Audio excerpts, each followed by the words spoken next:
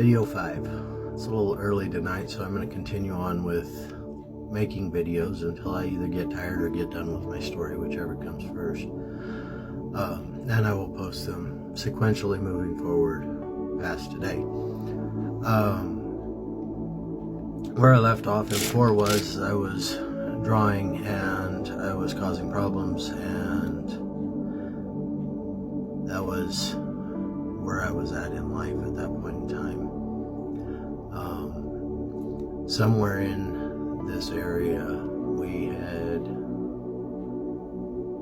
kind of sort of adopted some kids, and they were living with us, and they as well got to see the anger and the frustration. And a little while later, my wife accidentally ordered a tattoo machine. And I figured if I could draw on paper, I could draw on skin. And I did countless hours of research, and I did countless hours of practice before I ever did my first tattoo. And then I started educating a little bit more on how to do tattoos, and I started doing tattoos, and I had a knack for it. I was really good at it from the first time I picked up a machine to current.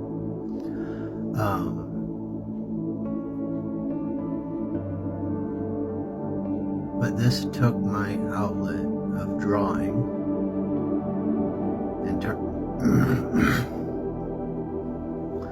and turned it into a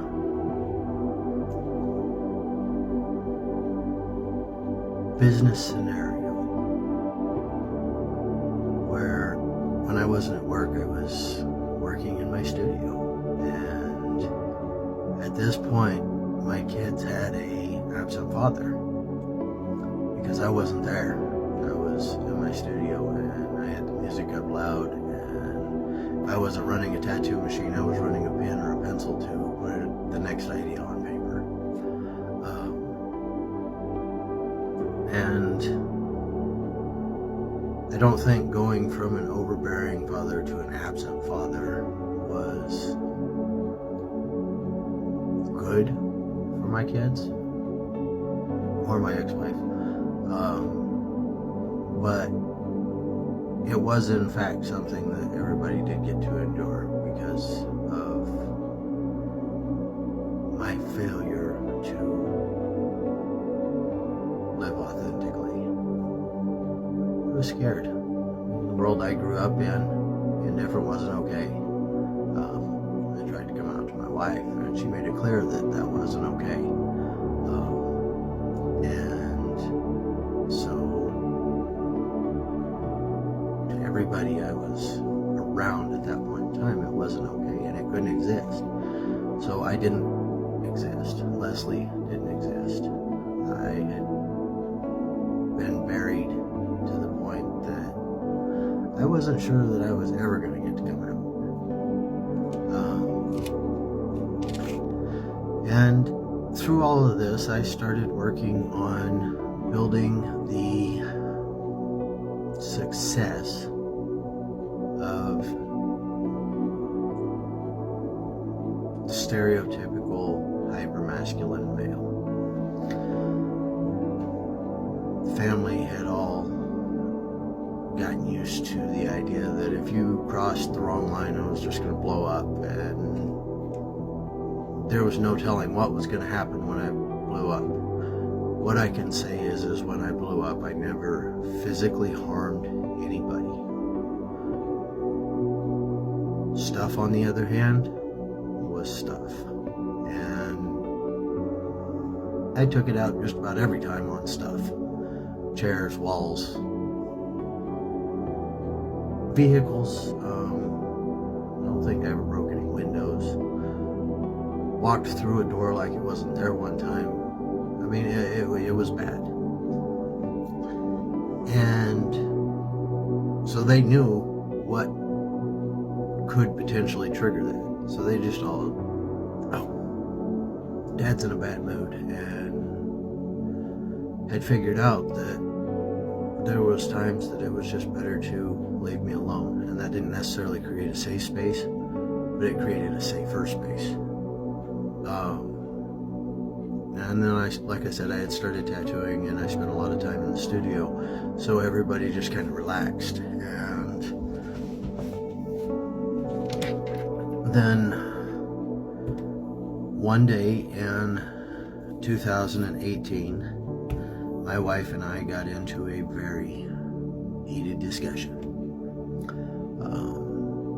Turned into screaming and yelling. I think a recliner took off at one point across the room, and she looked me in the face and told me that if I didn't grow up, she was leaving.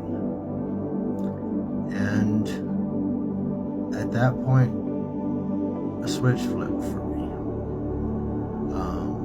I buried myself in work. I buried myself in my studio, and I worked on starting to grow up, starting to bring myself to the surface of who I am.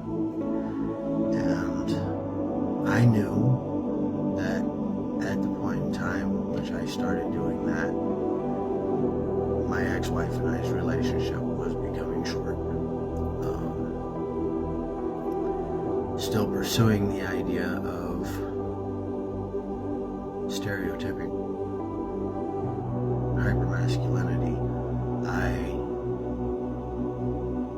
worked through the maintenance program at a industrial food processing facility, and then I saw an opportunity to go to a bigger city with that company, and became a supervisor for the maintenance program in that facility for that food processing company. And at that point in time, I was making a very healthy salary, which didn't amount to a hill of beans, because the hours I was working by no means didn't make up for it. It came out as less than minimum wage, actually, when you broke down the annual math versus the annual salary. But I had buried myself in it, and when we moved to Oklahoma, I had also quit tattooing for the most part. I didn't have time to draw, I didn't have time to work on tattoos, I didn't have time to work on a lot of anything. And I just replaced all of it with work. Instead of being in my studio at the house, I was just not at the house. And the Leslie part of me became more and more prominent through all of this. And you could start to see it. And I remember that I was putting in all of this effort because that was what I was told I had to do to keep the situation that I was in, because I thought that that was the situation I wanted to be in. And then finally in 2020, I want to say, it was just as COVID was ramping up, I left. And I didn't answer my phone, and I didn't answer text messages, and I didn't communicate for, I think, almost 3 days is what it was. It might have been only 24 hours, whatever it was. There was a ridiculous attempt to communicate with me at that point in time, and I was unreceiving to all of it, because I didn't want to be talked out of my decision, and my ex was the person that could talk me out of my decision. So